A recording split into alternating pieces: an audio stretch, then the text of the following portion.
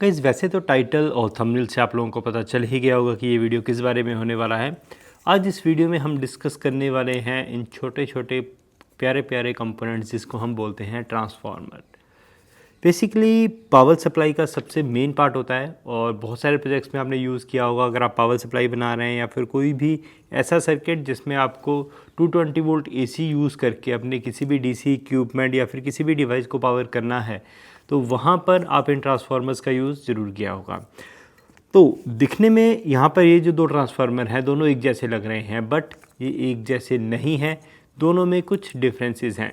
सबसे पहले अगर हम बात करें इस ट्रांसफार्मर की जिसके ऊपर मैंने पावर सप्लाई लिखा हुआ है, बिकॉज ये किसी पुराने प्रोजेक्ट में से मैंने निकाला है जो मैंने कभी पावर सप्लाई में यूज़ किया था।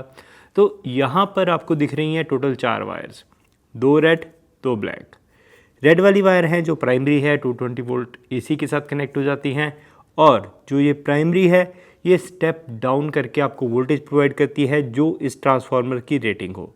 अगर ये 9 का है तो 9 वोल्ट आएगी, 12 का है तो 12 वोल्ट आएगी, 15 का है तो ये 15 वोल्ट आपको प्रोवाइड करेगा। वो एक अलग कॉन्सेप्ट है कि कितनी रेटिंग का ट्रांसफार्मर कहाँ पे यूज़ होता है, वो चीज़ें आप खुद समझ सकते हैं आपको पावर सप्लाई जब बनाते हैं। तो बेसिक जो आज हमारा कॉन्सेप्ट है, सबसे पहले तो कुछ मिसकंसेप्शंस होते हैं ट्रांसफार्मर्स के बारे में, कुछ गलत धारणाएं होती हैं लोगों की, वो मैं क्लियर कर देना चाहता हूँ। कुछ लोग सोचते हैं कि जो बिगिनर्स हैं इलेक्ट्रॉनिक्स में नए नए शुरू हुए हैं उनको एक डाउट रहता है कि ट्रांसफार्मर AC को DC में कन्वर्ट कर देता है, जैसा कि बिल्कुल भी नहीं है। यहाँ से आप इनपुट पे अगर एक AC वोल्टेज देते हो तो आउटपुट के ऊपर भी आपको AC वोल्टेज ही मिलती है, बस वो स्टेप डाउन होती है। अगर यहाँ पर रेड वाली साइड 220 या 230 वोल्ट है, यहाँ पर आपकी रेटिंग के हिसाब से 12 या फिर 15 वोल्ट होगी। दैट्स इट, कुछ कन्वर्जन नहीं होगा, सिर्फ स्टेप डाउन का काम होगा। सेकंड रहता है कि step up step down transformer अलग अलग होते हैं। ऐसा नहीं है, ये एक ही ट्रांसफार्मर होता है। अगर यहाँ से आप 220 वोल्ट दे रहे हैं तो यहाँ से आपको स्टेप डाउन होकर वोल्टेज मिलेगी, और इसी को अगर आप रिवर्स कर दें, इन्वर्टर सर्किट में लगा दें और किसी फ्रिक्वेंसी जनरेटर के साथ लगाकर यहाँ पर कुछ वोल्टेज दें तो यहाँ पर आपको अप होकर वोल्टेज मिलेगी। अगर 12 वोल्ट का ट्रांसफार्मर है, 12 वोल्ट यहाँ पे दे रहे हैं तो यहाँ पे 220 वोल्ट आपको मिलेगी, क्योंकि इंटरनल इसकी वाइंडिंग इस तरीके से डिज़ाइन की जाती है कि 220 वोल्ट से 12 वोल्ट कन्वर्ट करता है, लेकिन अगर रिवर्स कर दे तो 12 वोल्ट से 220 वोल्ट भी कन्वर्ट कर सकता है। वो भी यही ट्रांसफार्मर करेगा। स्टेप अप ट्रांसफार्मर नाम की फिजिकली कोई चीज़ नहीं होती है, इसी ट्रांसफार्मर को हम यूज़ करते हैं as a step down transformer और स्टेप अप ट्रांसफार्मर। ये तो हो गई दो बेसिक बातें जहाँ पे लोग गलतियाँ करते हैं। अब एक अलग तरीके का ट्रांसफार्मर भी होता है जिसमें एक तरफ 3 वायर्स होती हैं, एक तरफ 2 वायर्स होती हैं। 2 वायर वाला कॉन्सेप्ट तो सीधा समझ आ रहा है, ये कि प्राइमरी वाइंडिंग है, 220 वोल्ट AC के साथ कनेक्ट होगी। अब यहाँ पर आउटपुट के ऊपर 3 वायर्स हैं, 2 एक कलर की होती हैं और एक अलग कलर की होती है। कलर चेंज हो सकते हैं, यहाँ पे मेरे पास जो है ग्रीन येलो ग्रीन है, वहाँ पे रेड येलो रेड हो सकता है, रेड ब्लैक रेड हो सकता है, ब्लू ब्लू, या फिर कह सकते हैं आप कोई भी कलर हो सकता है, वो मैटर नहीं करता है। मैटर करता है इसकी फंक्शनैलिटी, इस बेसिक ट्रांसफार्मर से कैसे अलग है। अब जहाँ पर इस ट्रांसफार्मर से सिर्फ हम एक पेयर आउटपुट का ले सकते हैं, यहाँ से हम 2 पेयर आउटपुट के ले सकते हैं। सपोज ये मेरे पास 12 वोल्ट का ट्रांसफार्मर है, ये ग्रीन वाली जो वाइंडिंग है फर्स्ट वाली इसकी जो 12 वोल्ट की होगी, येलो वाली सेंटर में 0 वोल्ट और लास्ट वाली फिर से 12 वोल्ट, 12 0 12। तो यहाँ पर अगर आप देखें तो हमारे पास 2 वाइंडिंग्स अलग अलग मिल गई हैं। हमें इस पोर्शन को यूज़ करके 12 वोल्ट ले सकते हैं, और इसी को अगर हम कॉमन बना के इधर भी यूज़ कर लें, यहाँ पे भी 12 वोल्ट ले सकते हैं। और अगर हमें 24 वोल्ट लेना हो तो येलो को हम ना यूज़ करके अगर दोनों ग्रीन यूज़ कर ले तो 24 वोल्ट भी मिल सकती है। बट कैसे? अगर इधर भी 12 वोल्ट है, इधर भी 12 वोल्ट है, तो पोटेंशियल डिफरेंस खत्म हो जाएगा, 0 हो जाएगा, तो हमें 0 वोल्ट मिलनी चाहिए। नहीं, तो इसमें टैपिंग इस तरीके से करी होती है कि जो ये आपकी फर्स्ट वाली 12 वोल्ट है और ये लास्ट वाली 12 वोल्ट है, इनका आपस में 180 डिग्री का फेज शिफ्ट होता है। ये दोनों बिल्कुल अलग अलग हैं।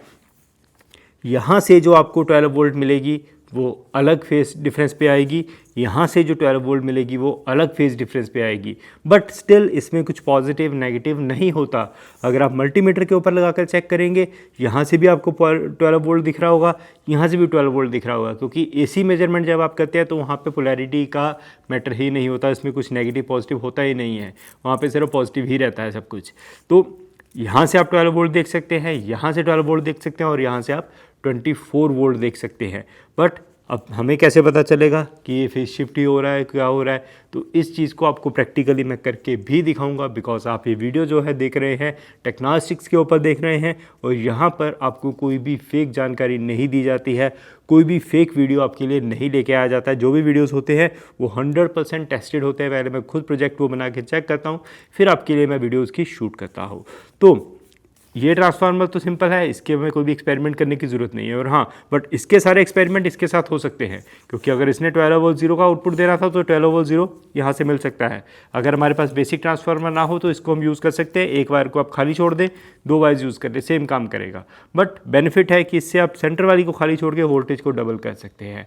वो चीज़ अभी आपको मैं प्रैक्टिकली पहले मल्टीमीटर के ऊपर चेक करवाता हूँ, इन दोनों वाइंडिंग्स की वोल्टेज चेक करवाऊंगा, फिर देन आपको इसकी वोल्टेज चेक करवाऊंगा, फिर इसकी वोल्टेज भी चेक करवाऊंगा, और आप देखेंगे कि हर जगह पे वोल्टेज आ रही है, बट जो डिफरेंस आ रहा है हर जगह पे पॉजिटिव वोल्टेज हमें मिल रही है। देन ऑसिलोस्कोप के ऊपर भी हम लेके चलेंगे, इस वाइंडिंग की जो आउटपुट आएगी, वेव फॉर्म आएगी, वो मैं आपको दिखाऊंगा। देन इस वाइंडिंग की वेव फॉर्म दिखाऊंगा, ताकि आप डिफरेंस देख सकें कि इस 12 वोल्ट और इस 12 वोल्ट में क्या डिफरेंस है। कई अगर आप पीसीबी डिज़ाइनिंग करते हैं और अपने प्रोजेक्ट्स को अपने कलीग्स, अपने फ्रेंड्स के साथ शेयर करना चाहते हैं, तो आपके लिए एक बहुत ही अमेजिंग प्लेटफॉर्म है Altium 365। Altium की तरफ से ये प्लेटफॉर्म बनाया गया जो कि बिल्कुल फ्री है, आप इसको यूज़ कर सकते हैं।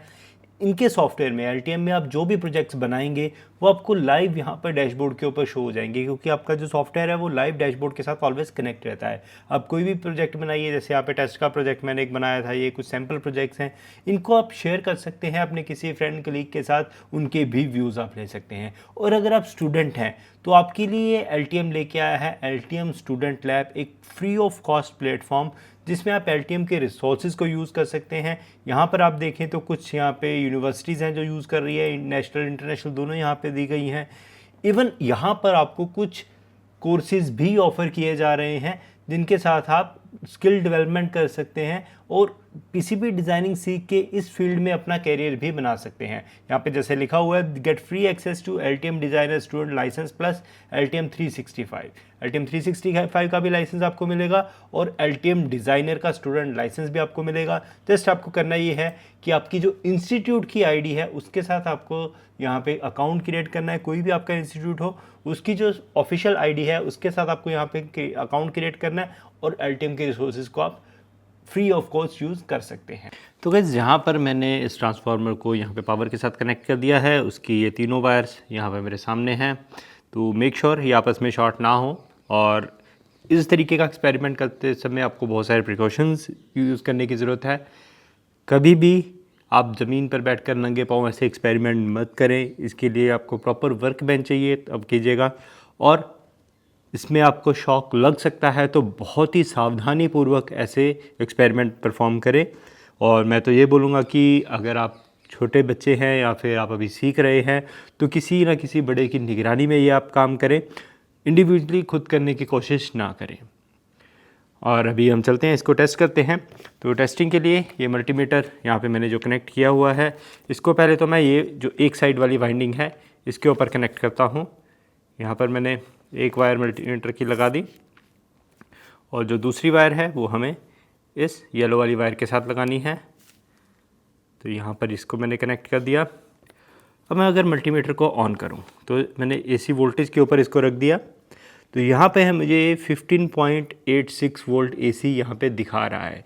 तो यहाँ पे लिखा भी आ रहा है वोल्टेज एसी, यानी कि ये स्टेप डाउन कर रहा है, 220 वोल्ट से 15 वोल्ट मेरे को कन्वर्ट करके दे रहा है। और अभी अगर मैं ये ब्लैक वाली जो प्रॉब है इसको तो मैं यहीं पे येलो पे छोड़ देता हूँ। ये जो हमारे पास खाली पड़ी है इसको अगर मैं स्विच करूँ, यहाँ से हटा के वायर को इस तरफ लगाऊँ, तो यहाँ पर अगर आप देखें तो यहाँ पे मेरे को दिखा रहा है ये 16.54। उस वाइंडिंग के ऊपर 15.8 दिखा रहा था, यहाँ पे 16.5 दिखा रहा है, यानी कि जो इसकी टैपिंग करी गई है वो बिल्कुल एग्जैक्ट सेंटर में नहीं है। ये जो ट्रांसफार्मर है वो किसी अच्छी कंपनी का ट्रांसफार्मर नहीं होगा, इसकी वजह से ऐसा हो रहा है कि ये आपकी वोल्टेज डिफरेंस आ रहा है। अगर आप किसी अच्छे ब्रांड का ट्रांसफार्मर लेते हैं, जैसे गुरु नाम का एक ब्रांड है जो ट्रांसफार्मर्स बनाता है, जेपी नाम का एक ब्रांड है ट्रांसफार्मर्स बनाता है, तो वो अगर आप ट्रांसफार्मर्स चेक करेंगे तो दोनों टैपिंग आपको एग्जैक्ट इक्वल दिखाई देंगी। बट यहाँ पे जो डिफरेंस आ रहा है वो इस ट्रांसफार्मर की मैन्युफैक्चरिंग की वजह से आ रहा है। कोई लोकल अगर ट्रांसफार्मर आप बनवाते हैं तो अलग अलग वोल्टेज की टैपिंग्स आप निकलवा सकते हैं, ये पॉसिबल है।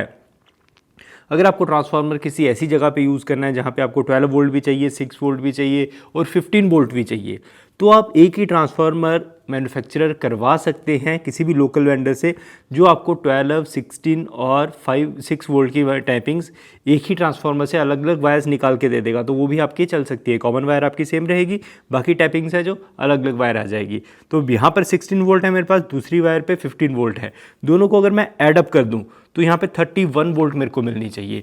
तो येलो वाली जो पोर्शन है इसको मैं निकाल के अब इसके ऊपर लगाता हूँ। ब्लैक प्रॉप को भी मैंने ग्रीन के ऊपर लगा दिया और रेड वाली प्रॉप को भी मैं ग्रीन के ऊपर लगा देता हूँ। तो यहाँ पर आप देखें दोनों को ऐड अप करके 32.34 वोल्ट, वहाँ पे 15 प्लस 16 प्लस उनके ऊपर कुछ पॉइंट्स भी थे, उसकी वजह से जो एक्स्ट्रा ऐड ऑन हुआ है 32.36 वोल्ट मेरे को इन दोनों वाइंडिंग से मिल रहा है, जो कि दोनों ग्रीन वाली है। यहाँ से अगर मैं वोल्टेज दूँ तो मेरे को 32 वोल्ट तक यह ट्रांसफार्मर प्रोवाइड कर रहा है। तो अपने अकॉर्डिंगली आप कस्टम ट्रांसफार्मर बनवा सकते हैं। इसका ये बेनिफिट रहता है कि आप कस्टमाइज प्रोजेक्ट कुछ भी बनवाएं तो उनमें आप पावर सप्लाई ईजीली प्रोवाइड कर सकते हैं जितनी आपको रिक्वायर्ड है। अब यहाँ पर 15 वोल्ट था, यहाँ पे 16 वोल्ट था, बट वो दोनों सेम नहीं थे। वोल्टेज डिफरेंस तो आपने देख लिया, बट उनका जो मैं फेस एंगल की बात कर रहा था कि फेस शिफ्ट होता है वो भी सेम नहीं होता है। वो भी आपको मैं एक बार दिखा देता हूँ। उसके लिए हम ऑसिलोस्कोप टेस्ट बेंच के ऊपर चलते हैं, वहाँ पे आपको मैं दोनों पैरेलली कनेक्ट करके दिखाऊंगा कि जहाँ से एक वेव शुरू हो रही है और दूसरी साइन वेव है जो इसी वोल्टेज की, वो उसके बिल्कुल ऑपोजिट जगह से शुरू होगी, क्योंकि 180 डिग्री है तो बिल्कुल ऑपोजिट हो जाएगा। तो इस टेस्टिंग के लिए यहाँ पर मैं DSO सेटअप के ऊपर आ चुका हूँ। डिजिटल स्टोरेज ऑसिलोस्कोप CRO जैसा ही एक इक्विपमेंट होता है ये। तो यहाँ पर मैंने दोनों चैनल्स के ऊपर एक एक प्रॉप कनेक्ट करी हुई है। अब इसका जो एक चैनल है वो मैं कनेक्ट करूँगा अपने एक पेयर के साथ, और जो दूसरा चैनल है वो इस येलो वायर को कॉमन रखते हुए दूसरे पेयर के साथ मैं कनेक्ट कर दूँगा। देन दोनों की जो वेव फॉर्म्स है वो आपको हमें यहीं पे दिखाई दे जाएंगी। तो उनसे आप अंदाज़ा लगा सकते हैं कि जो मैं 180 डिग्री फेज शिफ्ट की बात कर रहा था वो क्या चीज़ है। तो उसके लिए सबसे पहले इसकी जो वेव फॉर्म्स को मैं स्टॉप कर देता हूँ ताकि मैं अपने कनेक्शंस प्रॉपर बना सकूँ। तो इसके जो दोनों चैनल्स हैं उनको मैं कनेक्ट कर देता हूँ एक एक वायर के साथ। ये जो ब्लैक कॉमन वाला चैनल होगा इसको मैं आपस में कॉमन कर देता हूँ और इसको येलो वाली वायर के साथ हम कनेक्ट कर देते हैं। तो ये मैंने यहाँ पे कनेक्ट कर दिया येलो वायर के साथ इसको कॉमन को। देन जो दो ग्रीन बची हैं, एक जो मेरा रेड वाला चैनल है, रेड वायर है जो पॉजिटिव वाली चैनल की, उसको एक चैनल के साथ मैंने कनेक्ट किया और दूसरे चैनल की वायर को मैं दूसरी ट्रांसफार्मर की आउटपुट के साथ कनेक्ट कर देता हूँ। ये कनेक्ट करने के बाद हम DSO पे आउटपुट ऑन करते हैं। तो अभी एक चैनल चल रहा है, एक नहीं चल रहा। एक चैनल में अगर आप देखें तो यहाँ पे आपको साइन वेव मिल रही है और आई थिंक दूसरे चैनल की कुछ वायर लूज़ होगी, वो एक बार मैं चेक कर लेता हूँ। यहाँ पे आप देख सकते हैं जो दो चैनल की अलग अलग वोल्टेजेस हमें मिल रही हैं, जो उनमें फेज़ डिफरेंस की जो मैं बात कर रहा हूँ, एक अगर पीक यहाँ पर आ रहे हैं तो दूसरे चैनल का बिल्कुल डाउन वाला पोर्शन यहाँ पर है, जहाँ पर इसका मैक्सिमम है यहाँ पर इसका मिनिमम है। तो ये है 180 डिग्री फेज शिफ्ट जो दोनों हमारी ट्रांसफार्मर की जो आउटपुट वाइंडिंग है उसके दो टर्मिनल्स के ऊपर हमें मिलता है। इसी की वजह से हम 24 वोल्ट ले पाते हैं। अगर ये फेज डिफरेंस ना हो, दोनों सेम चल रही हो, तो वोल्टेज हमारी कैंसिल होकर 0 हो जाएगी, तो दोनों जगह 12 हो जाएगा, बिकॉज पोटेंशियल डिफरेंस ही नहीं बचेगा, तो हम कैलकुलेट ही नहीं कर पाएंगे, वो 0 रह जाएगा। ये जो हम 12 + 12 24 वोल्ट बन रहा है या फिर 15 + 15 30 वोल्ट जो ये बन रहा है, वो बन रहा है just because of this phase shift, कि ये दोनों जो वोल्टेजेस हैं एक दूसरे के बिल्कुल ऑपोजिट है। तो इस तरीके से आप ये जो हमारे डुअल वाइंडिंग वाले ट्रांसफार्मर्स हैं इनको आप प्रोजेक्ट्स में यूज़ कर सकते हैं मल्टीपल आउटपुट्स के लिए और वोल्टेज एक्स्ट्रा देने के लिए।